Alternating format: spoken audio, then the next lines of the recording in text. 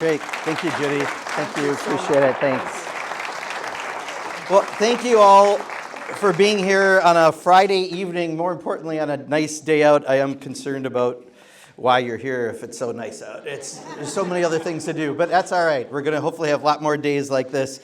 And thanks to the Reedsburg Area Concerned Citizens for putting this on. Let's give them a nice round of applause, please.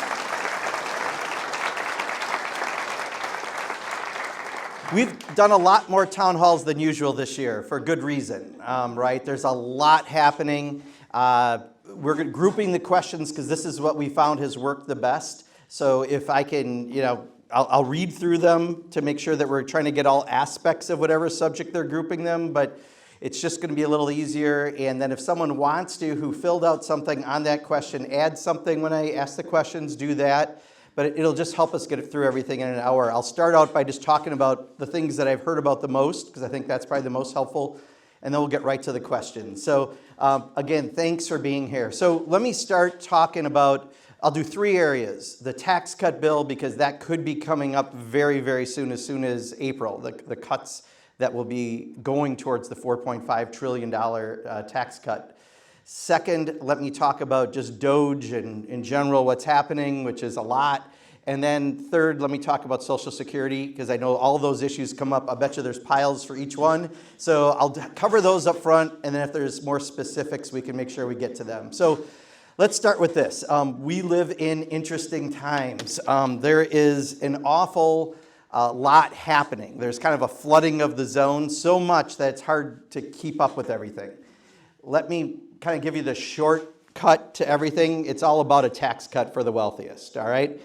$4.5 trillion to cut from programs that benefit the middle class and those aspiring to be in the middle class, and put it towards a tax cut for Elon Musk and Donald Trump and Jeff Bezos and Mark Zuckerberg and people who can afford to go to Mar-a-Lago, all right?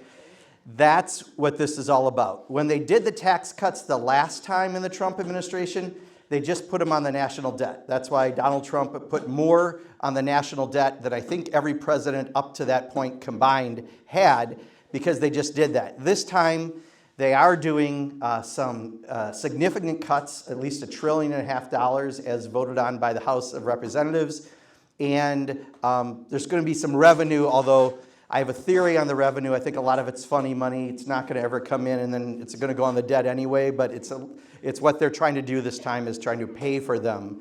So a lot of the tariff conversation, and there's a lot to talk about on tariffs, but I think a lot of it is funny money. I just think it's to help them get their tax cut. On the cuts, there's four main areas that's significant in the cuts. The first and most significant by the calls that we get is the cuts to Medicaid. Now, you will hear talking heads on some networks that pretend they're news tell you that it does not say Medicaid in the bill, so they're not cutting Medicaid. Horse manure, all right? I'm saying it the polite way. So here's what it said. You had to cut $1.5 trillion. $880 billion had to go to the Committee of Jurisdiction, the Energy and Commerce Committee.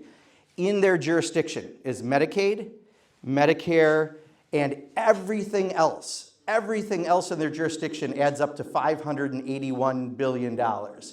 Simple math of it is at least $299 billion. That's if you cut everything, which they're not going to. At least that much has to come from either Medicaid or Medicare. So that's why we're really concerned around Medicaid. Just to give you an idea for the scope in Wisconsin, that's 1.3 million people. 1 out of every 3 kids in this state gets their health insurance from Medicaid. 45% of adults with disabilities living independently in their homes get help from Medicaid. 55% of seniors in nursing homes, like my mom in her final years, get their help from Medicaid.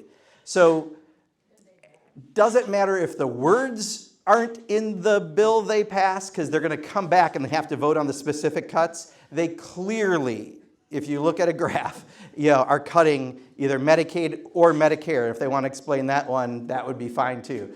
So that's one of the big areas. The second biggest area is education. It's a $330 billion cut. And again, my apologies to people behind me, but we wanted to make sure there was room. I've got to remember to look every now and then. That's 45% of the education budget. So they also are trying to get rid of the Department of Education, right? But that money, it's either going to be things like Pell Grants for higher education, which, by the way, I got. I grew up in a lower middle class family. I benefited from Pell Grants. Or Title I or IDEA funding. IDEA funding is special ed funding. Title I is for lower income districts. A lot of rural districts in Wisconsin get Title I dollars. But here's the part that doesn't get mentioned. If you cut Title I or IDEA, it means you're going to have fewer teachers, bigger class sizes, and or you're going to have an increase on the local property tax because school districts will have to make up for it somewhere. So you're going to lose the services at the federal level, and then you're going to pay for them. You got to be back, step back a little. Okay. Well, I was told to go right into it. All right, I'll go back a little. Is that better? All right, sorry about that. I was told to go exactly straight, not to the side, so I'm like, if I look funny, it's because I'm trying to make the microphone work. All right. But that'll go on the local property tax, and you will be paying for services that are cut, again, for the tax cut for the wealthiest. Third area, $230 billion out of the Committee of Agriculture's jurisdiction. A lot of things it could be, from rural broadband to a lot of other stuff. Fortunately, people, at least in Reedsburg area and Northwest, have really good broadband because your community owns the broadband, and congratulations on that. But we know that's not allowed under state law anymore, so you can't really do that in a lot of places. It could be things like that, but more likely it's going to be the Supplemental Nutrition Assistance Program, which is the SNAP program. The #1 program that keeps kids out of poverty in this country is the SNAP program, and that would be cut. That's, just so you know, $6.20 a day of food assistance. We're not talking about a lot of money. I lived on SNAP for 1 week my freshman term as a challenge, and other people did it for 1 day. I can tell you I learned a lot my freshman year. I was kind of stupid because I did it for a week, and I had $31.50 at the time, 12 years ago, and I bought a bag of oranges, and that was 15% of my budget. And I had ramen noodles and peanut butter, and I was ornery all week, I was told. No comment from Luann. But so anyway, it's not a lot of money, and it'll be about a 23%, I think, cut is what they're proposing could happen to the SNAP program. If they don't do that, they're already freezing other funds that are going to farmers. Remember, Donald Trump said, the administration, that no funds have been frozen to farmers? Well, about 6 weeks ago, I went up to Chippewa Falls, invited by the Wisconsin Farmers Union. They invited myself, Derek Van Orden, Tom Tiffany, and then all the Democratic and Republican state legislators that were in the area, and only the Democrats showed up, first of all. But it was 75 farmers for 90 minutes. We heard farmer after farmer talking about what they've had frozen for funds and what's been cut, on top of the fact that a lot of smaller farmers are also getting their health insurance from Medicaid, so they're looking at that as a cut. On top of the tariffs, now, if you're a bigger farmer, you may be selling things to other countries. The #1 place we sell our agriculture to is Canada. #2 is Mexico. #3 is China. Guess where the tariffs are? Canada, Mexico, and China. So that's going to affect them. But the smaller farmer, and I brought one of the smaller farmers from outside the Ellsworth area to the State of the Union to be my guest to talk about their experience. They run a CSA, and they have about 90 to 100 families that get vegetables and dairy products from their farm. And they said the milk bottles that you get that you bring back, that the raw product comes to the United States, it goes to Canada, the bottles are made in Canada, come back to the US, they're gonna get tariffed twice, going to Canada and back, and the bottles are gonna double in cost. So, you know, that's part of the experience. And just so you know, the last thing that happened, and I only share this because this is how real this stuff is. At the very end of that 90 minutes, someone from the Farmers Union said, I just wanna let everyone know this gentleman's name, and I'm not going to say it right now, who worked for one of the agencies everyone worked with in Stevens Point, found out a week ago Wednesday that Elon Musk had cut his job, and he went home that night and took his life. That's the real life impacts that we're seeing out of what's happening. So that's the agriculture part. So there's the Medicaid area, education, agriculture, and then they're trying to take away the subsidies from the Affordable Care Act, which mean you don't have the Affordable Care Act, right? It's one more attempt, and we know how many times since I've been in Congress, they voted to try to get rid of it. John McCain, thank you for saving it in the Senate during that one period, but 20 million people could potentially lose health insurance through that. So that's the one part of the cuts that could come up as early as the first full week in April to Congress. So that's why I'm doing lots of town halls, both in district and in neighboring districts, because I want people to be able to speak out, because by the time the cuts happen, it's too late. So we have to make sure people know about that. The second pool, and I'll do this quicker, is Doge and everything else. And by everything else, I mean signal chat groups that you should not be putting war plans on, especially with reporters. No offense to reporters. I just don't know if you're the one supposed to be on our war plan list. All the chaos of that. The Doge Commission itself, look, I have been on commissions to reduce the cost of government when I was on the Dane County Board of Supervisors. And I also was on one under Scott Walker when I was in the state legislature. I've been through these before. There are thoughtful ways that you look at what is the service you're trying to accomplish, what are you spending, and is there a way to save money and still provide the service? That's not what Doge is doing. Doge is just going in there and saying, like they did this week, we're firing 25% of the Health and Human Services staff. That's 10,000 people. 25% of all the people who work in the agency are getting fired. And they don't really have plans. Remember when they had the debate and they said, you know, what's your plan for health care? And Donald Trump had a concept of a plan. Everything seems to be a little bit of a concept of a plan. So Doge, the first time they put their list of savings out, just to give you an idea of the true chaos of Doge, they said one of the biggest savings they had was $8 billion. They made a little mistake and they meant $8 million. But that's kind of a big mistake if you're the people in charge of turning on and off funds. Also, they forgot that $2.5 million of that $8 million had already been spent.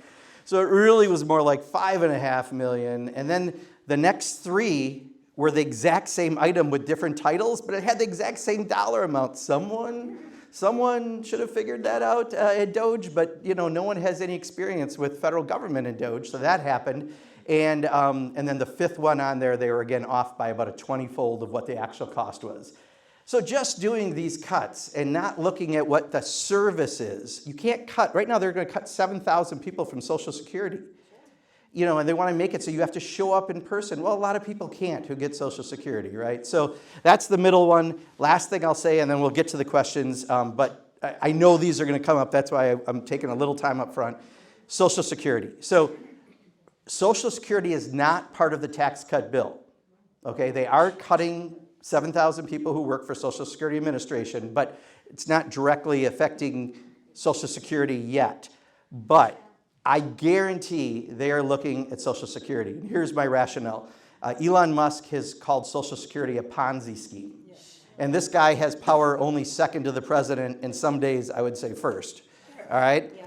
Second, during the State of the Union speech, how many of you watched the State of the Union speech? I'm curious. And don't worry, if you didn't, you get extra gold stars, right? Because it was an hour and 40 minutes. It was a campaign rally speech. But he spent a lot of real estate talking about these people who get Social Security who are over 100 years, 100 to 110, 110 to 120, 120 to 130, 130 to 140. I think I get the pattern, but he kept going. All the way up to 360 years, he's claiming, right? Well, horse manure, okay? We have two different Inspector General reports, and that's the people who are the unbiased folks that just look at the numbers and tell you what is working and what's not and how it's working, have said that's not true. In addition to that, two different reports saying that, and he just kept repeating the lie. The law actually going back to 2015 says at 115 years, no one gets Social Security payments. So all of that horse manure that he said was nothing more than that. So that's the second thing. And then last week, the billionaire Secretary of Commerce, Lutnick, was asked about Social Security and what would happen if they don't have the staff to do it. And he actually said, you know what? If my mother-in-law, who's 93, didn't get her Social Security check for a month, she probably wouldn't even call and complain. She'll get it the next month. But if someone complains, those are probably the fraudsters. If that's your attitude about Social Security, I guarantee they are looking at this. And I personally don't like referring to it as an entitlement. I wish we would find a better collective term, because you know what? It's our damn money, right? Every paycheck we've paid in. And not only is it our money, but it's also our employer's money, because they match it, right? So that's all part of our compensation package. And government's holding it so that when you need it, you have it. And that's the service the government's providing. So that's Social Security. So those are the three I wanted to start with. I'll start going right into questions, but I hope that helped a little bit to kind of get a little bit of a picture. But trust me, there is so much chaos. Right now, if you told me you'd give me $100, if I could tell you exactly where we are with tariffs, I could not take your $100, right? And I doubt many people in the room could, because it's chaotic, much like everything else. So, okay, the first one, we have a bunch of democracy questions. Oh, they even put the general questions on top. Thank you, Luann and Mary Kate, for doing that. So I'll read that, and I'll still go through real quick. So in general, it was, what are Dems doing? What are Dems doing to get back votes? What can we all do to help fight back? And people then shared some stories about opposing the, how can we oppose the template? What plans you have to attract them back? What can Democrats in the House do to stop the misuse of our system to destroy America? I think that generally this is the question area. So let me kind of work and explain what I tell people when they ask what they can do, okay? The two things that right now people can do are litigation and communication. So there are about 150 lawsuits that have been filed by various people over firing, over DOGE, over different programs. Support the groups that are doing the litigation, because we're winning on those. As of about a week ago, Jamie Raskin, who is one of my favorite colleagues and from his family has got Wisconsin roots. He's a constitutional law professor, by the way. He's a brilliant guy, and he's keeping track of all this for us. So he said we've won so far in 46 legal briefings already. We've already had 46 favorable judgments, and some of these are from Donald Trump appointed judges. So the law is the law, and people who follow it are following it. So support the groups that do the litigation. I don't know the name, and I should, but if you Google Trump litigation tracker, there are several out there that you can then just follow it and see who's doing the litigation and get more information. But that's where we're having the best successes, all right? Second would be communication. I wish I could just say that there's misinformation being put out there, but it is truly disinformation that's being put out there, not misinformation. And we have to get the right facts out. So when they say, I'm not cutting Medicaid, we never voted to cut Medicaid, there's a great graph that was in the New York Times, and it shows exactly what I was talking about, that, you know, for $880 billion cut, if everything in there besides besides Medicare and Medicaid adds up to $581 billion, clearly you're cutting those programs. You've directed the committee, and that was a minimum amount of cuts, by the way. They could cut more if they want to. That was the minimum levels. So getting information like that out, getting information about right now Signalgate. I mean, you know, if they would have just did what any normal person should have, if they made a mistake and said, yep, we shouldn't have used that as a channel, I don't know how that person got on there, but it's never going to happen again, it would have been a one-day story. But to then act like they did nothing wrong and to lie in committee hearings and say it wasn't classified info, it wasn't war plans. Times and locations and weapons are war plans. We need to get that information out, because I think I believe in people, even the people that don't want to believe that they're doing some of this, when you supply enough of this information, they can't help but believe it. Second, what are Dems doing? And let me ask this question, because I think this is an important question to start with. Who here was paid by or got a ride by George Soros today? Could you please make a little noise? No one? No one? In back? No? All right. You look like a George Soros guy. I'm just, okay, all right. So no one. Am I correct? I don't see a single hand. All right. Oh, No, you're saying no. Okay. All right. So no one paid by George Soros. So this is part of the misinformation, right? The disinformation, not misinformation, disinformation. So my job is to do two things as a member of Congress at its most basic core. Represent your values in Washington and try my best to explain Washington back home. And that's every member's basic job. If I don't do this, how do I know where we all stand? Yeah, you contact us. In fact, by the way, you're contacting us at record levels. Thank you. The first day we hit our daily record in the local office in Madison, it was 300, and I found a couple weeks later we were averaging over 500 a day. So you've set all sorts of new levels in communication, and that's good because every week and I think every member of Congress gets a report from their office on how many people emailed or called or sent a letter on whatever subjects, and I get the top 10 in the numbers, okay? So that's one thing. 5 calls is what, are people familiar with that? It's an app on your phone or it's on the internet, and it makes the whole process quite simple. 5 calls. If you take nothing else with you, take that with you. It allows you to make calls to your members of Congress and tell them how you feel about the issues. It's so well put together, and it's incredible. 5 calls. Do it. Thank you. And just so you know, when we put out communications, I think it was 2 weeks ago or 3 weeks ago, we sent out 18,000 responses to everybody. So you're definitely reaching out to us right now. We appreciate that. But you're also doing it to Tammy Baldwin, our senator, and Ron Johnson, our senator. And that's where you can do it. As far as what are Dems doing, look, I'm going to say this, and it's not going to probably sound great, but elections have consequences. We don't have the votes right now to do a lot. We just need 3 Republicans in general to stop something. So that's why I'm doing town halls in other people's district, right? Because I'm taking it right there. Most of them have been afraid. They've been told by leadership not to do this because they know their position's unpopular. Well, you know, here in Wisconsin, we're pretty common sense people, right? If you really had something that great to brag about, you would get on the rooftop with a megaphone, right? And instead, they're hiding in their basements. So some of us are doing this, and more Democrats are doing this. So that's one thing. 2 is we're working a lot on the litigation with the groups doing litigation. We're trying to get the information out there. But the only somewhat limited option we have on the floor, and it's truly limited, is something called a discharge petition, where if 218 people, which is the majority of the body, the House, the House of Representatives, sign a discharge petition, you could try to force a vote on something. And we just did that with the help of, I think it was 10 or so Republicans, to allow any member of Congress that gives birth should be able to vote by proxy, because clearly that would make sense to do.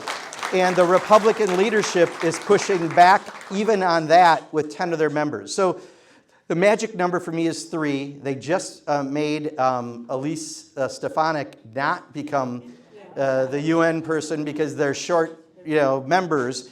And but it really is everything that we're all doing and getting this information out. And there's an election on Tuesday, and I can't say who to vote for in this setting, but I can say if you don't like what Elon Musk is doing, he has put $19 million as of today behind a person. And he's just had to take down a tweet where he said he was going to pay people $100 to sign a petition you could win $1 million, and he had to take his tweet down because Josh Kaul, our Attorney General, is going to sue him. So.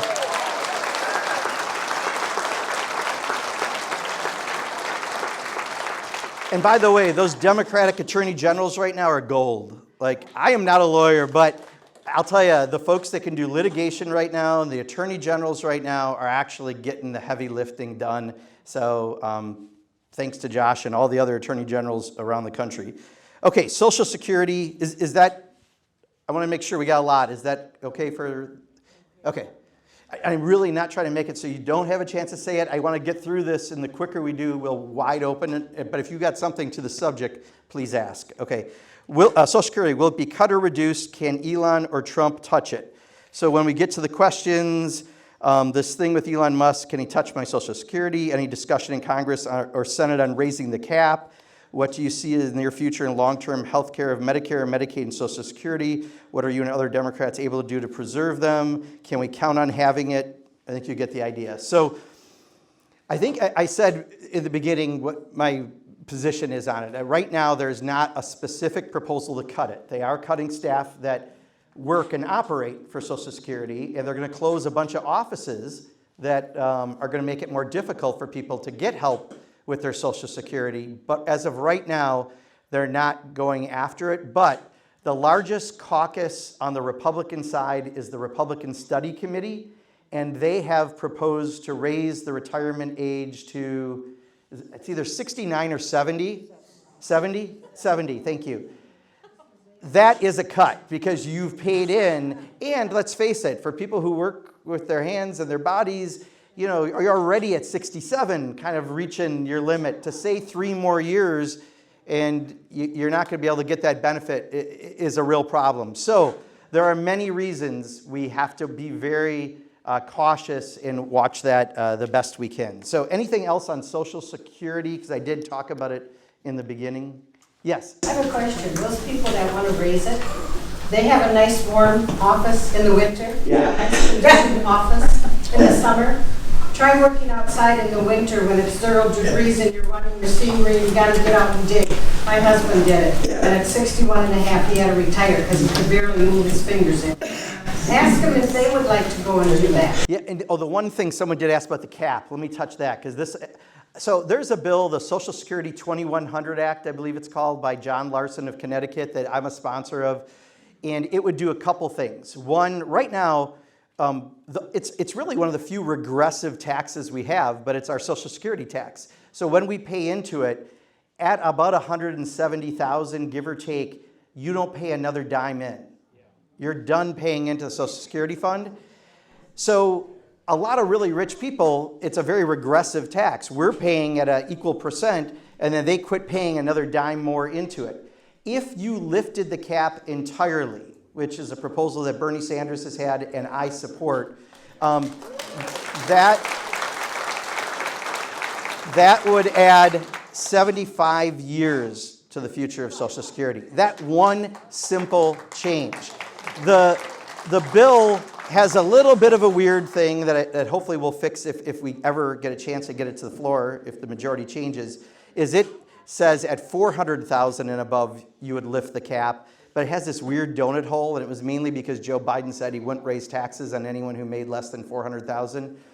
That's dumb. So hopefully we just lift it and make it even across the board. Everyone continues for every dollar they make to pay into it. If you did that, by the way, under that bill, you also could change. Right now, your increase on your Social Security payment is tied to the Consumer Price Index, the CPI.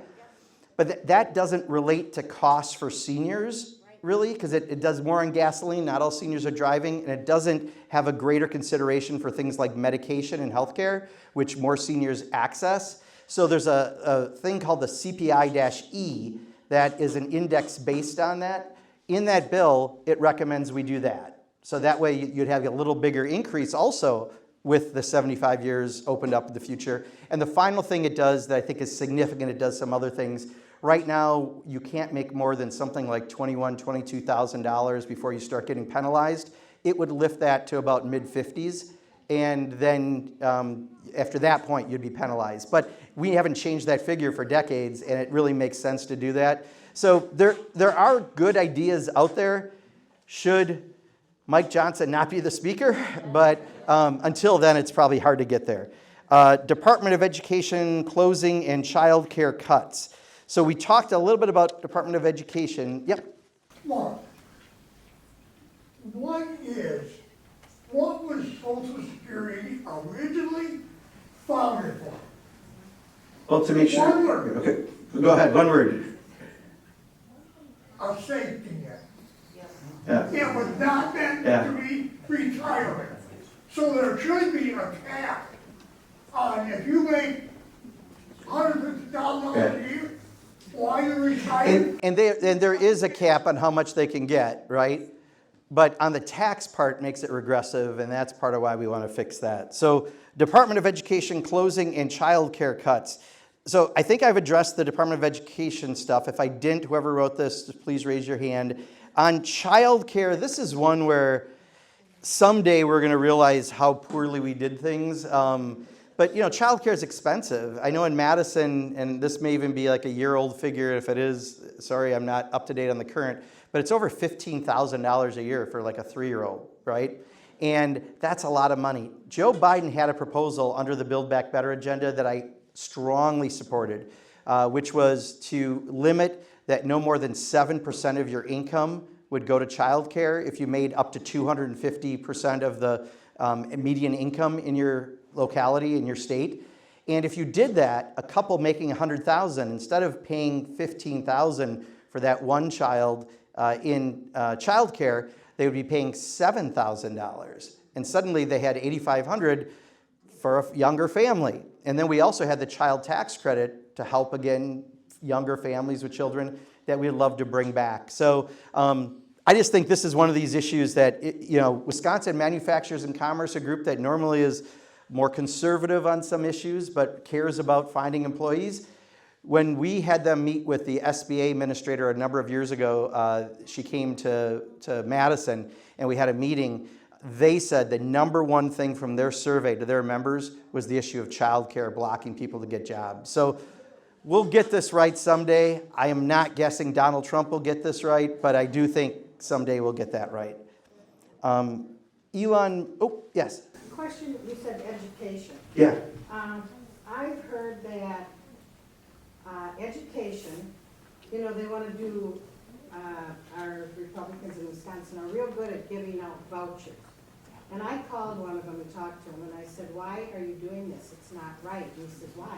I said, because you're supposed to, number one, it's Christian schools, and that's fine. I sent my son to a Christian school, and I paid tuition. But now, they just give them a voucher. Yeah. And I said, they don't have to they don't take special needs or handicapped. Right. And I said, public schools have to take them and should. And I said, they have to have special buses for them. And they have to have special teachers. And I said, our teachers aren't being a fair wage now. And they keep taking this money out of the education. And then they start complaining that, well, we don't have good teachers and they're not learning right. And I'm tired of that. So let me just address it real quickly. First of all, we are joined by State Senator Sarah Kajewski. If you want to stand up real quick. Thank you for being here today.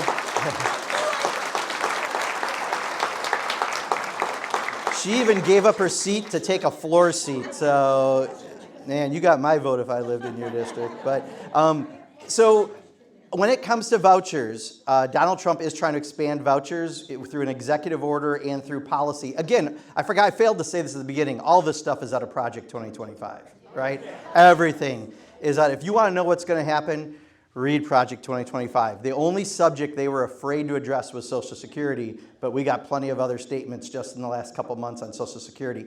But let me just answer this really quick because there's a lot of subjects on vouchers. I'm on the Labor, Education, and Human Services Subcommittee on Appropriations, so we have the Secretary of Education come before us and other advocates. When you look at it, I think it's something like 60 to 70% of people who get a voucher already have their kids at a private school. So that's not education policy, that's tax policy, right? And then the outcomes of the schools are not better and usually worse than the public schools when it comes to the vouchers. So something also we're fighting, but right now the big fight, and I just want to get back to this if I can, is on this tax bill. I mean, the holy grail is this $4.5 trillion. And the cuts are all related to that tax bill. We're going to keep looking at all the other issues that are out there, the border, everything else, but right now, the most important thing to keep our eye on is that tax bill. So the next thing I have is Elon Musk. How do we get rid of him? What are you doing to fight him? All right.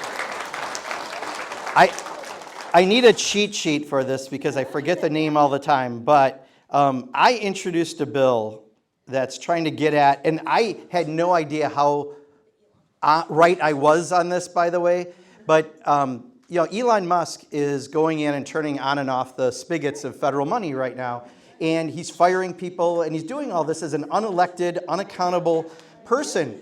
But a member of Congress, or for that matter, a federal employee, cannot have a federal contract because I could force something for money. Elon Musk doesn't have that regulation, and he gets, is it $6 or $8 million a day? Just $8 million a day. The average person on Social Security gets $65 a day. He's getting $8 million a day, and he's setting himself up for more contracts. So right now, a lot of what they're doing is going after programs for rural broadband and putting it to Starlink.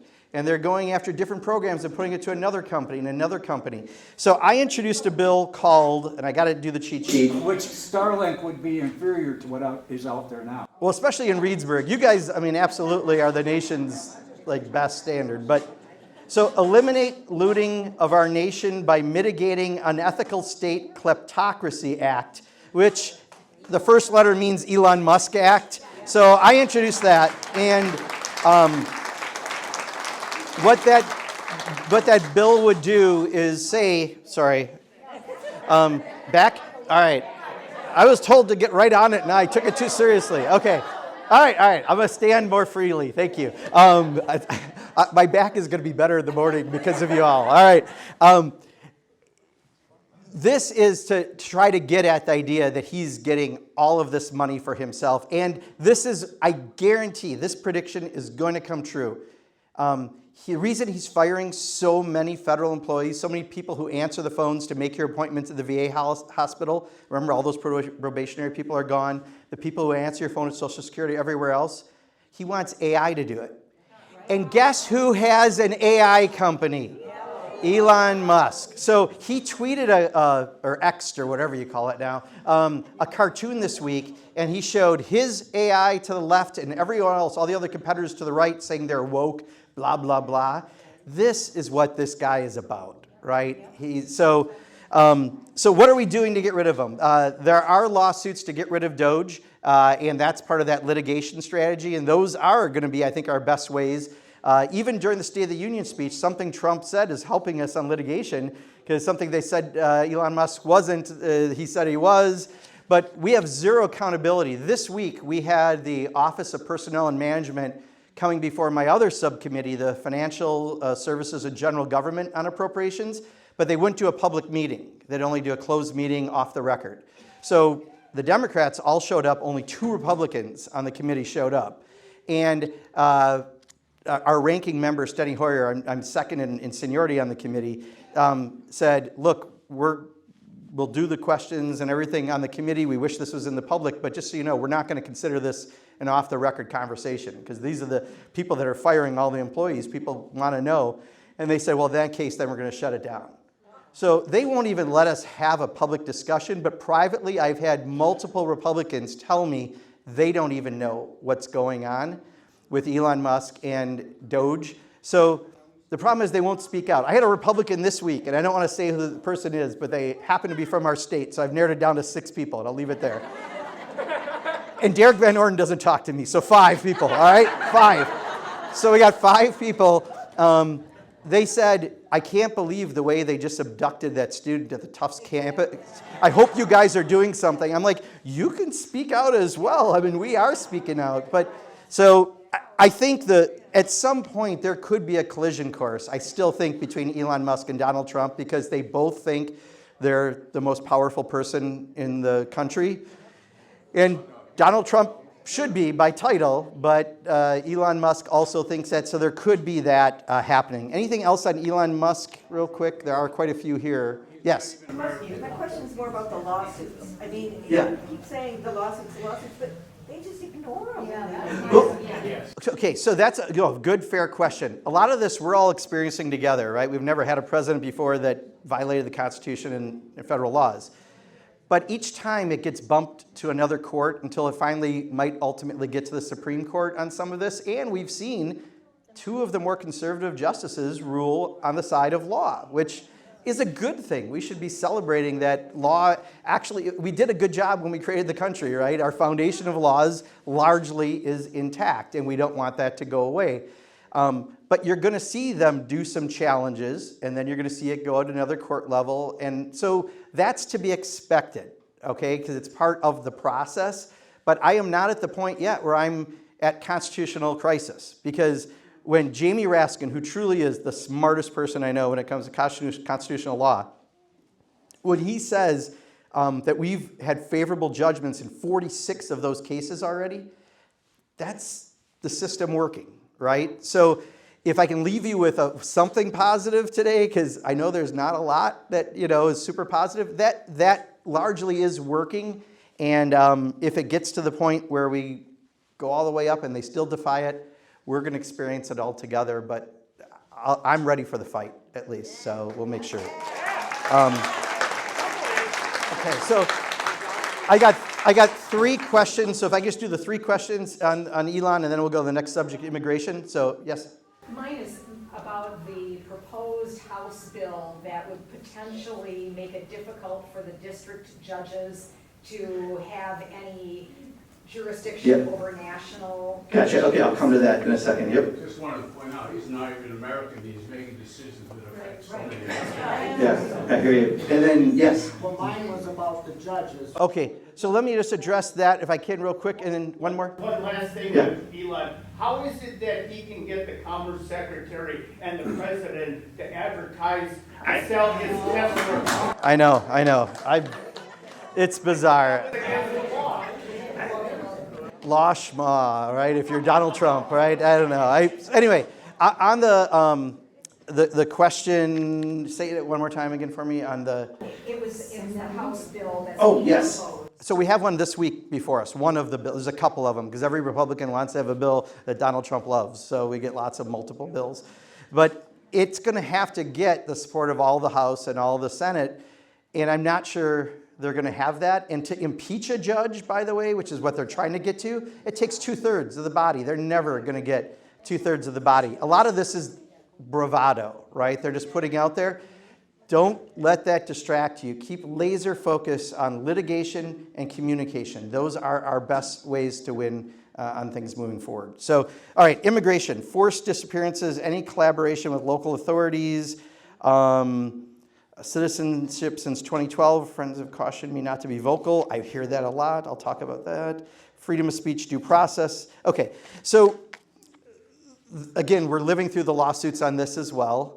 There isn't due process in a lot of areas, and we need to have due process followed because, again, where we're winning on is the idea that we are a nation of laws. So I still think those will also be decisions that will go in our favor. But the way they're doing, taking away some students who are protesting, or they want to go to the point of being able to take away any student with a green card who has said anything. This is part of the individual lawsuits and fights that we're going to have. I didn't hear what happened in New York today. I know there was a case on the one student from Columbia, and I don't know if it was supposed to be resolved today or not. But look, this is another area that obviously a lot of people, especially with the right committees of jurisdiction, I do not have that on my list for subcommittees, so I don't deal with it super directly. But it's absolutely being watched very closely, and people are fighting on that. The litigation is going to be our best friend in that area. But honestly, I'll tell you, I have bad choices and worse choices these days. And right now, my laser focus is on the tax bill because I want to stop the cuts. I don't want people to get cuts to their health care or long-term care. I don't want people to get cuts to education. I don't want people to get cuts to their food assistance. And it could happen as quickly as 2 weeks from now. So my singular focus, and if I don't give you a lot of answer on that, that's because that is really what I'm most worried about right now and trying to put all my time and effort into. 55 plus veterans health care. Trump controls the Republican majority and strongly influenced the Supreme Court. What recourse do we have, and what is being done to prevent voter roll purging, throwing ballots out? Still not get my retirement and vet care. Oh, well, I still get my, okay. So on veterans, right now, the new Secretary of Veterans Affairs outright lies. I've watched him say there are no cuts. there are clearly cuts happening. Does anyone here use the VA? Has anyone had a problem trying to get through recently as you had to make a call? We're starting to get people telling us that they can't get through because all the probationary employees under 2 years that did the phone access first are gone. So that's the biggest thing we're hearing right now on the VA. But when I went to the VA in Madison 6 weeks ago, 8 weeks ago, give or take. Yeah. It was your first visit with me because Mary Kate's new to the office. I think the first time we did a visit together somewhere. One of the things they said, they're also hearing that they want to go after people's disability status. So here's people who served our country, got disabled in doing so, and now they want to go after that. So we're watching that really closely too. But these firings, again, will make it function less, and that's a problem. Security of the nation, likelihood of presidential election in 2028. What's Congress doing about blatant security breach last week? What are the chances of a military coup? Is this going to happen? What can happen? Compensation for January 6 felons. Look, so when Donald Trump was president last time, 10% of what he said happened. This time it's probably more like 25%. So are we going to acquire Greenland? I don't think so. Is Canada going to become the 51st state? I would not put my money on it, right? There's certain things that are just Donald Trumpisms, and some of these will be that. I don't think they can go after the elections in 26 or 28. So I'm watching. We're watching it very closely, but I don't think there's a path to do that. And what's interesting, especially among the Republicans in Congress, and that's why this number 3 means so much, privately, they talk. Right? I've talked to people who are upset about things. They don't know what DOJ is doing, on and on. The problem is they're just afraid to say it out loud. One of the things I had heard on some of the confirmations of secretaries, because there's some doozies in there, right? Like, you know, at least traditionally, every president, you may not agree with the person ideologically, but they had expertise in an area. This time, Donald Trump made them all submit tapes of them on TV. Like, you know, I thought we were like going towards the movie Idiocracy, and now we're a little bit Being There, the guy who learned everything from television. Like we're in a weird spot. And I do think that when it comes to there were 4 Republican senators who told this other very well-respected Democratic senator that they couldn't vote against the people because it wasn't the threats to their lives, because we all get them as members. That's part of what you sign up for, unfortunately. But the family members were getting the threats. And that's just part of the ugliness right now, right? This is a really, really ugly time to be doing what I'm doing. And I would lie if I told you that every day I wake up with glee. I might spend an extra 15 minutes playing solitaire on my phone or something before I get up. But it's rough. So even for the Republicans, for many of them, and there are good colleagues I have, they're just afraid. But that's not going to work. Okay, I'm going to go back here because I just want to make sure we get to other folks, if that's okay, real quick. So who has a question? This is more of a comment. Yeah. Keep talking to those Republicans. Keep on friendly terms. Do not make enemies of them because you're going to need them.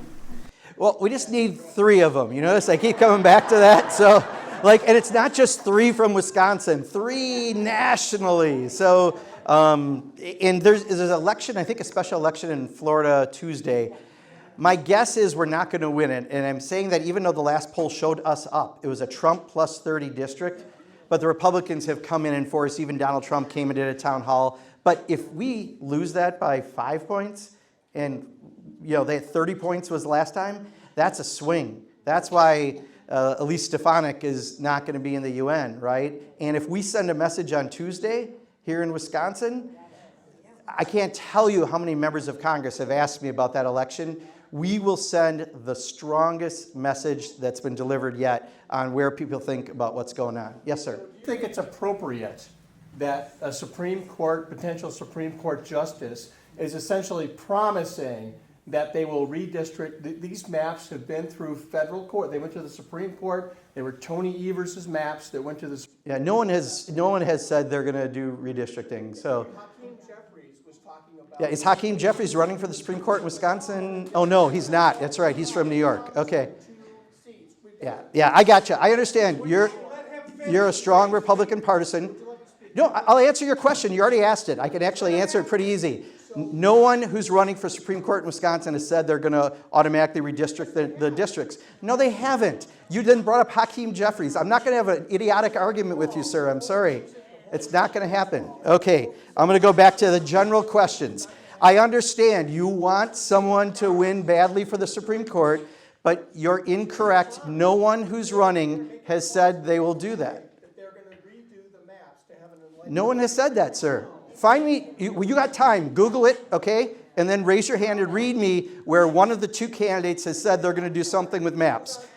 You're not going to do it, are you? You can't do it, can you? I got you. Okay.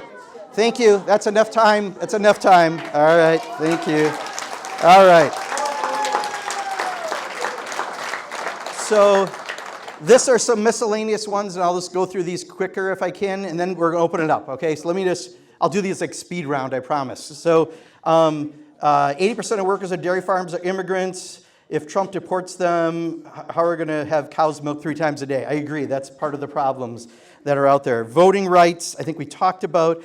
Healthcare and pharmaceutical costs. All I'll say on pharmaceutical costs, we pay more than any other country on the planet, and there are 15,000 lobbyists in Washington. 10% of them work for Big Pharma, and you wonder why we're paying more? That's one of the reasons.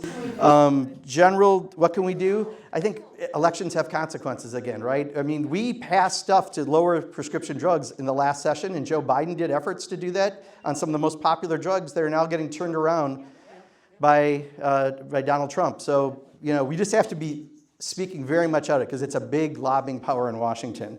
EPA, what can be done to protect scientists' jobs at EPA? I think it's going to be true of all federal employees. It's just making sure they're following the law and what they're doing. The president doesn't have the authority. Article 1 of the Constitution gives Congress the power of the purse, and he's taking that away, and Congress is largely being silent. The congressional majority, I should say, is largely being silent. So that's how we do that.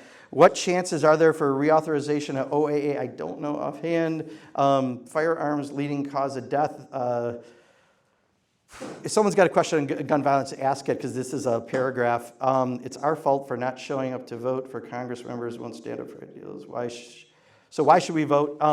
Well, I mean, elections have consequences, right? I think, the fact that you're here today tells you why we should vote. And then the last 3 I have, and I promise I'm opening it up, LGBTQ plus rights. Right now, there's a lot of attacks by this Trump administration, specifically on the trans community. Why? I think when conservatives were throwing spaghetti on the wall to see what stuck, they found a lot of people think they don't know someone who's trans. Therefore, it was easier to demonize. Look, just to give you a little perspective on one issue, and I'm going to take a little bit of time because this one's a little personal. I used to be the chair of the Equality Caucus last session when a lot of these laws, these attacks came up. The Republican governor of Utah vetoed a bill that said you couldn't have trans girls in sports. For this reason, there were 75,000 kids in Utah, K-12 system, that were in sports. And out of the 75,000 students, 3 were trans and 1 was a trans girl. So this is about politics, not about policy. And he added, for those teens, there's an 80% suicidality rate because of bullying by adults. Also, there are more billionaires in the Trump administration, 13, than there are trans athletes in the NCAA, 10, just to give you an idea.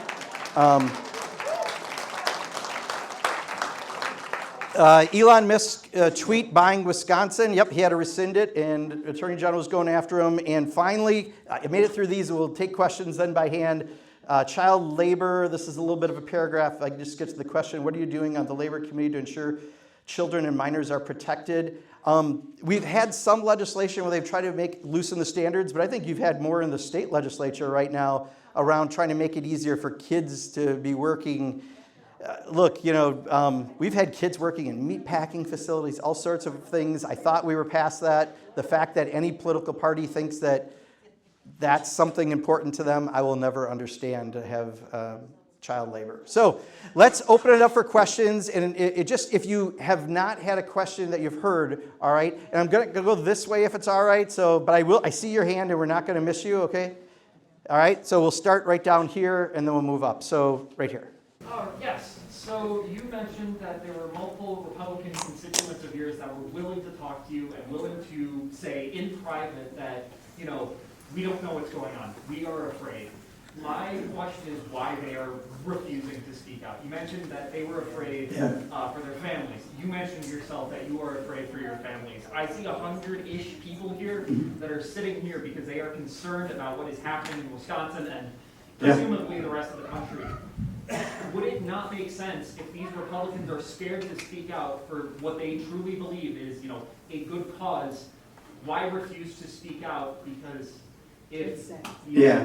I hear you. I got you. So the question is, you know, why aren't Republicans speaking out if they even say it to us privately? Honestly, it's about they care more about having their elected office than doing the right thing. And you know, if that's your standard for being an elected office, your priorities are just terribly skewed. But you know, the only two people last time that spoke out both, you know, wound up leaving. Liz Cheney lost and Adam Kinzinger. And let's just say this session, there's not going to be a lot of chapters and profiles in Courage to be printed by the Republican majority. So right here, and then I'm just going to try to go as quick as possible through. Yes? I just want to give my point on why I think this trans attack on them being in sports is ridiculous. I did multiple sports throughout my lifetime. I did MMA, basketball, soccer, softball, cheerleading. I had people, I changed in changing when I did cheer, it's co-ed. So I had gay men change in the same changing room as me. Want to know what we did? We taught communication and consent. They're too scared of teaching children consent, so they're talking about trans people. And another thing, real quick, how are we supporting Sarah McBride in this moment of time where she's not even allowed to pee where she? Yeah, so Sarah is an extraordinary new colleague of mine. Sarah represents Delaware. And I had to call the speaker when I was chair of the Quality Caucus when that happened last time. Nancy Mace, one of the, let's say, less sharp crayons in the box that I serve with, is a little obsessed on this issue. And she and others were going to have legislation. The speaker didn't want to embarrass the House of Representatives to have that legislation, which they would have passed. So he just said, can't use the restrooms, but you can use my personal bathroom. Sarah is trying to, as the first trans member of Congress, not make it about her. She's trying to focus, and we are taking our lead from her right now because I think that's important. We do it that way rather than us. So that's kind of what's happening. Yeah, and she's very smart. So, you know what? I want to go looking back because everyone who sat behind me had to look at my back of my head. You get questions first. Yeah. I have concerns about the tightening of voter registration, particularly the SAVE Act and the restrictions. That's up this week in the House. I just saw it. Yeah. They're always after voting rights. I mean, Democrats, our first bill when we're in the majority is H.R. 1, which is the most comprehensive campaign finance, election, and ethics reform law, and they do just the opposite. But some of these, I think, are hopefully going to have a hard time. They've had it scheduled before and couldn't get votes. So we'll see what happens this week when it's up, but I share your concerns. Anyone else? Okay, I just wanted to make sure because they were so good. So all the way over here to the side, here and here, and I'll get you. Yes? Okay, one quick statement, then a question. Yeah. Elon Musk saying he'll finance primaries for opponents. That is about as good of an argument as far as term limits for Congress as we're going to get, I think. The other question is, isn't there something that could be done with Tom Homan and Pam Bondi as far as obstruction of justice, coming outright and saying, we are not going to follow the legal system? Yeah, again, I think that's where the courts will make some of these determinations. On your first point, what that tells me is not we need campaign term limits, but we need campaign finance reform, right? Because one guy can't just come into a state and dump 19, and Citizens United is really the single. And it's interesting, I started a podcast, which I got to pitch. I have a podcast now called With Liberty and Justice for Some, and it's wherever you get podcasts. I'm showing how dumb I am, but it's wherever you listen to podcasts, you can find it. And every week we're doing an in-depth conversation, usually 35 to 40 minutes with an expert in an area, and then we have one question from someone else. But we've had Tiffany Muller from Citizens United, and she's brilliant, and many of the people are some of the best people. We've had the former Director of Office Management and Budget for Joe Biden, Shalonda Young, on. We've had Jamie Raskin on. We've had from Social Security Works, Alex Lawson.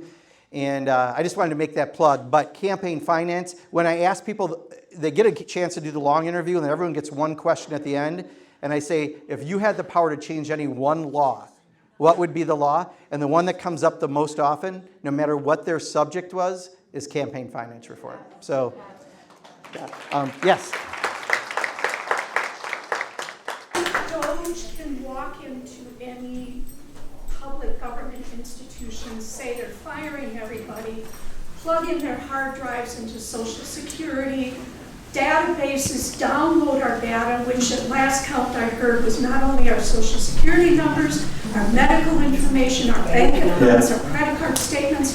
Does that then not mean that we as citizens can't march down to our local bank and say, you're all fired, and I've got a hard drive, I'm plugging into all of it? The difference is we follow the law and Elon Musk doesn't, so that's part of it. But that is absolutely a concern, which goes to if he has access to all of our data, no one has better data than the federal government on us, and then suddenly they need AI. Gee, guess who's got all the right data? Like, this is corruption at its most basic, and there are lawsuits that are coming up on DOJ. So I completely agree, other than I don't think we should break the law and fire everyone. Can I have a crack at big balls?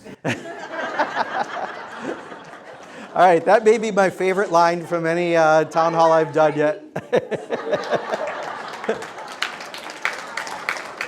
For those of you, okay, thank you. Right here in the white shirt. So, what I don't understand, Visible behind him, Peter Thiel, Mark Andreas, other Other billionaires. are guiding him, are working with him. And to what extent do you and your colleagues have awareness of the complete plan that he is? I think we do. And the complete plan, largely, they've laid out in Project 2025, right? Other than Social Security, almost everything that we're seeing happen is coming right out of there. So, you know, the good news is we have it available. The bad news is I printed it out. I did 6 town halls during the election around the state because I knew this was real. I warned you, right? We knew that this was what they would like. I have to admit, this is more fast and furious than I had even expected. But people are aware of those connections. So, yes? So what I don't understand is all the stuff they're doing is really political suicide. They're taking, programs and getting rid of them, things that really affect so many of us. It's got to be political suicide, but what am I missing? Why are they so bold in doing this? So there are members who have, like, I think in one district in California, I think I heard 60% of their constituents are on Medicaid. And they're going to vote for this stuff, and they have voted for this stuff. And they say it as if they're not coming back. And I'm going to do everything I can to make sure they get their wish, right? That they're not coming back. But they're more afraid of Donald Trump and the threats. And I'll tell you, it's just an ugly time. I have never experienced, and I've been doing this for 30 years now, over 30 years. That's why we don't want term limits. Yeah, well, thank you. I just think campaign finance is absolutely the place we need to go. But it's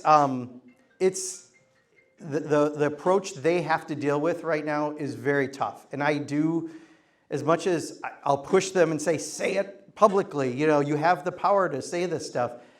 I also understand. I mean, we've had threats to us. When I first ran, we had a dirty tricks thing by the Republican Party that accused my husband of beating up a volunteer of someone, and then the guy admitted he lied and put rocks in a sock and tied a piano wire around it and beat himself. Like, there are weird people out there. The problem is they do seem to attract to, because we have a lot of exposure to folks, right? So it's hard right now. It's really hard for some of those Republicans, and I'm not making excuses because I'm pushing them.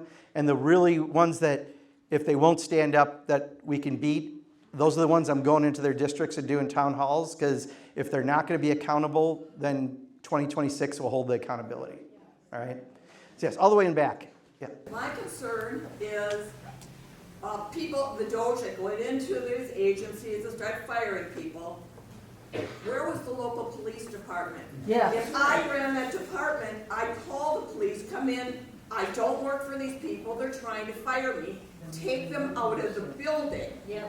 Number one, how did the local police not get called and involved? Number two, even if the judicial system declares this stuff illegal, is our military going to stand behind us and the judicial?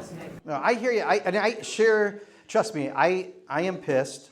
I share your concerns, right, on all this, but I also am taking 30 years of experience and looking at some of this and the conversations I'm having with folks, and I don't think they're going to get as far as saying you're not going to have an election in 2026. And I don't think they're going to be able to do some of the things that they would love to do. I think that 3-member thing we've got, right, when it comes to that. So let's not worry too much on that yet. Trust me, if I think things are going the wrong direction, you're going to hear from me, right? I'm going to make sure that we're all ready for it. But hopefully one of the takeaways, a positive takeaway of today, is right now the legal system is working. That's where we're winning the most. We've won 46 of these rulings already out of 150 cases, including by Trump-appointed judges. So, I think at some point let's have some faith in that. I'm going to jump to this gentleman because people are putting their hand up that didn't have him up, and I promised I'd get to him, so I'm just going to do a quick jump and I'll come back, okay? Yes? Yeah, I have the gun violence question. Okay. I mean, I know we have all these timely things going on, but gun violence is always around us. We had a shooting, a school shooting in Madison. What can be done? DOJ is going through the Health and Human Services. They designated, the last Surgeon General designated gun violence as a health hazard. Right. They watched that website. What can be done? This is one, again, I think, and it's a bumper sticker, I understand, but if the people lead, eventually the leaders will follow. A lot of the issues that you're talking about have 80% plus public support. The problem on the other side is it's the NRA, and they fund the Republicans in elections. It comes right back to campaign finance reform again. But that is probably the biggest barrier. But some of the real common sense stuff. Look, I support a local gun shop that has to do a background check is doing the job and doing the law. But someone who can sell it on Craigslist and you pick it up in the parking lot at Walmart, that's getting around. That's hurting that person who's paying taxes as well with a brick and mortar business. So we can just do some common sense things that would make sense. I'm sorry I'm not giving you a longer answer. It certainly deserves one, but kind of the focus is trying to be on this immediate crisis of what we have. So I don't mean to be disrespectful. Gentleman in the red was back here. I know he really wanted to, he left. All right. That's okay. Let's see. Then let me go right here to this, in the chartreuse kind of, or green. So I was a commercial banker for 20 years. I spent most of my time working in operations and payments. And the thing that terrifies me about the Doge people, what they're doing, is I was involved in bank programming after the towers fell in 9/11, and the banking industry had to switch from paper checks to the automated clearinghouse system. These little boys have their hands on that. I check every month to see if my Social Security check landed, because they can make it not land. They can make it not land, and they can take out everything from my account, if I had that money, that I've been given since I retired. And that's what, they don't want to follow the law, so what's going to happen? So again, I'm going to say, I don't think they can go that far, all right? They technically can. I don't think they will be able to go that far because, again, the margins are just too tight in Congress. I do worry that they have access to our data. I worry what he's really using that data for, and I worry that we're going to give him contracts and we're just going to make him the first trillionaire in the country a lot quicker. But I don't think that they can go around Congress completely and block your payment to Social Security. They don't now, have. I think they're going to try to do it through law. They'll do it through the computer system, is what I say. I don't think they'll, because at that point, trust me, some of those Republicans that are saying stuff privately to me will speak out. Not all of them. I don't think Marjorie Taylor Greene is ever going to say anything useful. But I do think there are people who will do the right thing. So, did you get a chance to look that up yet, those statements from the Supreme Court candidates? Did you get that? The Scott Bauer story from... Yeah, but do you have the words from the candidate saying I'm going to vote for or against? You don't. I got you. No problem. Thank you. Next. Gentleman in the white right here. I just wanted to give you a chance, but Go ahead. I'm not as concerned about the idea of, how am I trying to say, the election, the judges being impeached. I'm more concerned with Mike Johnson's plan to defund courts and eliminate courts that might stand up. And on top of that, he's flooding the zone with so many executive orders. These lawsuits are trailing behind by months. And the damage is already done. But they're also stopping the actions, and he has to like hire people back, right? So They're saying that, this isn't happening. But yeah, I know people, I've heard of people who've been fired, rehired, fired, and rehired again.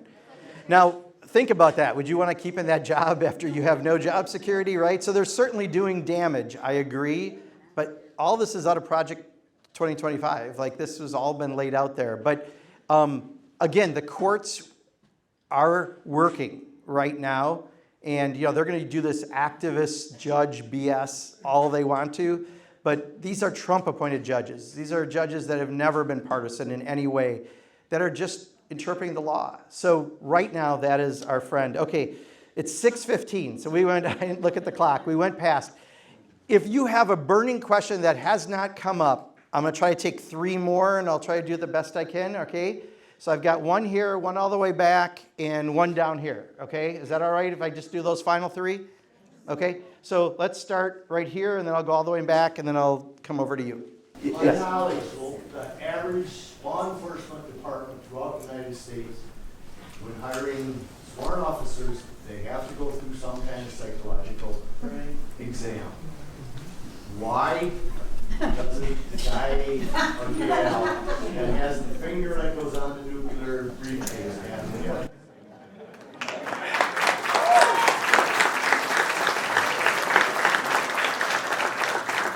I'm going to take that as somewhat rhetorical, although I totally understand what you're saying. But by the way, we also fired everyone who works on nuclear weapons and had to try to rehire them because we didn't. Then we fired everyone who works on bird flu, and we had to rehire them. There's a lot of interesting things going on. All the way back, sir. So thank you for doing this. I appreciate it. But I feel very let down over the last few months with Democratic leadership across the country and in Congress. And I would like to hear what your thoughts are on that, because it has felt like we are sort of on our own in our communities, and I don't feel like there's a strategy we can hook on to over the next few months to feel like we're going to get out of this. So I'll tell you, the difficulty that I hear from leadership, because they're balancing a little more. I personally think the best thing that we could do and should have done for the last 2 months is go into Republican districts and do town halls and make them be accountable. Because when I went to Viroqua has 4,500 people. We had 300 to 400 people show up. And no one was brought in by George Soros, we asked. And it was folks from the community who were just concerned about Medicaid and all the rest of the cuts. So I think they're balancing, and this is one of the things that it's an interesting point, but I don't quite know how to bring it in, but this is part of what they're navigating. The number 1 issue for Donald Trump on Election Day was the economy, right? Because I think 12 similar countries to us, the party in charge got thrown out because of inflation, right, coming out of COVID. And 50% of people in exit polls said they voted the economy. And we watched some interesting shifts of people that traditionally voted Democrat who voted that way. The number 1 issue right now hurting Donald Trump is the economy, because he's done nothing to lower costs, and the stock market is going wrong, and eggs have gone up, and all the other stuff. So they're going, if the number 1 thing that we're hearing from polling is the economy, and then you've got the flooding of the zone of all the shiny objects that Donald Trump is doing, we got to be careful we don't go for each one. For me, I've always been very much a pragmatist. In the next couple weeks, they're going to vote on this steal of $4.5 trillion, $1.5 trillion specifically through the cuts they're doing. I got to keep my eye focused on that, so that's what I've been doing. But they kind of are trying to balance it with a few things, and I think Chuck Schumer's biggest mistake he made on the continuing resolution was he didn't show a fight in doing it. Because if there was a jury of 12 more progressive people and looked at the 2 alternatives we had, I think 8 of them would have gone with the way most Democrats did and said, don't vote for the CR because if you do, you don't have congressional direction in spending. Now, they're not following congressional direction, right, anyway? So that's what I think one of the things Chuck Schumer said is, yes, you're right, but this isn't a novel, this is real world, and they're not following the law. And then 4 people would have said, which is what he said, that if they have a shutdown and at 30 days, it would have been easier to fire people and legally not get your job back, then those positions would be gone forever and they could do some other things. I personally think that all but one Democrat in the House and all but 10 in the Senate were on the side of the 8 votes, but he didn't show the fight that people wanted to see. So it was more that, I think, than anything else. The good news is, you know, people are waking up, and now it's not just, I've been one of these lonely folks doing the town halls, but now Rokana's doing them in California, and Maxwell Frost and Senator Chris Murphy are in Michigan tomorrow, and Bonnie Watson Coleman's doing them in New Jersey, and I could go down the list. There's now probably 20 people doing this. I'll be happier when 100 people are doing it, but we're making the right direction, okay? So great. And the last question, and you know, I know people have more, but you know, we got to give a time limit at some point. So, sir, if you could, yeah. The gentleman back there kind of beat me to it. Okay. I just, especially Dem leadership, I guess, especially Chuck Schumer. I think he just kind of showed that he's not up to the task. Yeah, I think what he really needed to do was put up the fight and show the fight. And at the end of the day, he still could have done the vote because, again, every day I wake up, I have bad choices and worse choices right now. And I'm generally fighting for bad choices, which is hardly inspirational. So he was looking at it and he made a different determination than most of the rest of us did, but he could have done it in a way that would have showed a very different fight, and we didn't have that. But when I talked to my leadership, Hakeem, who came in my class and I know very well, there is something to what they're saying, and I don't know what to say about it yet because I'm really just focused on people not losing health care right now and kids not losing food. The economy. They're trying to balance that the best issue Trump had on election day was the economy. It's the worst issue now by polling. So you don't want to lose focus on that while we're doing these other things. But my immediate concern, and because I'm an economic progressive, is I want to make sure people aren't losing health care and kids aren't losing food, and we're not going to lose education for the future and all the rest of the stuff. So everyone's got different roles, I guess. Their role is a little different because they're looking at some other stuff, but they're putting up the fight, and they're starting to now in the House more, and we are getting people to go to the other districts. The Congressional Progressive Caucus is actually encouraging members and collecting where they're willing to travel. We just saw the Democrat Congressional Campaign Committee and the DNC said, I think 50 districts they were going to go to a town hall in. I've just volunteered to go to another state to do that because I'm more than glad to do this kind of stuff. I'm not afraid of my position. I know that they're going to try to cut things like Medicaid, and if they want to talk about it, they should come right here and do it. And they're not doing that. So for now, that's the fight we're going to have, I think, happening. So let me just wrap with this. Is just, you know, thank you for being here on a beautiful Friday. Really, it's such a nice day. There's many things you probably could have been doing in your yards and everything else. But I hope that you take away out of this is these are absolutely tough times. There is no question. You have every right to be upset, to be concerned, to be scared, a lot of other emotions that are coming out of this. But we are winning on these legal battles right now. 46 of the 150 that have been adjudicated have adjudicated our way. So that's our best way to stop things right now. It's not, honestly, in Congress. It's probably not going to be in the state legislature, other than things that require 2/3 they're not going to get. Oh, and by the way, I should have said this in the very beginning. I'm going to apologize. Reconciliation, I never explained this, and I hate when I don't do that. So the process that the Republicans voted in the House and the Senate that's going to cut these programs is called reconciliation. And what that means is it's a fancy term of getting around the 60-vote filibuster rule in the Senate. You can only do it once a session, and that's why they could do it now, and they could do it again October 1st if they want, but they're trying to get all this done through that process, and I'm sorry I didn't explain that up front because I think that helps contextually.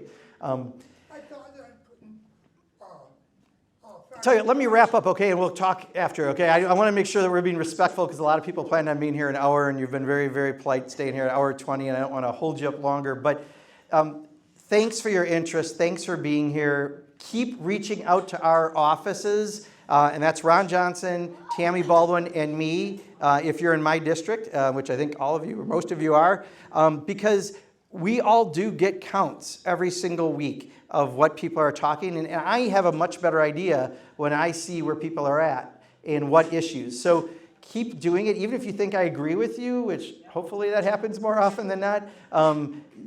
Still do it because it helps us to know what you're thinking about, what you're concerned about. Share your personal stories if you're affected by something, because we have no way of understanding all the cuts that are happening. My apologies again to everyone who sat behind me for not looking back very often, but we have no way to get all this information. So had I not been at the Farmers Union event, I wouldn't have known that someone took their life who lost a job right here in Wisconsin. And unless you're talking to someone who's trying to get to the VA and they can't get through, we wouldn't know those things are happening. We really need those stories. And the same is true in the legislature. And let's give Sarah another nice round of applause for being here today. So the cuts that we get are going to also then wind up happening to the state. And then it's going to happen to local, right? And at the local, you got nowhere else to pass the buck. So there are going to be a lot of challenges at the state level too. And already many of the Democrats I've watched have got good, strong plans to stand up and fight on behalf of constituents. And I've joined them at a press conference one day and doing some of that.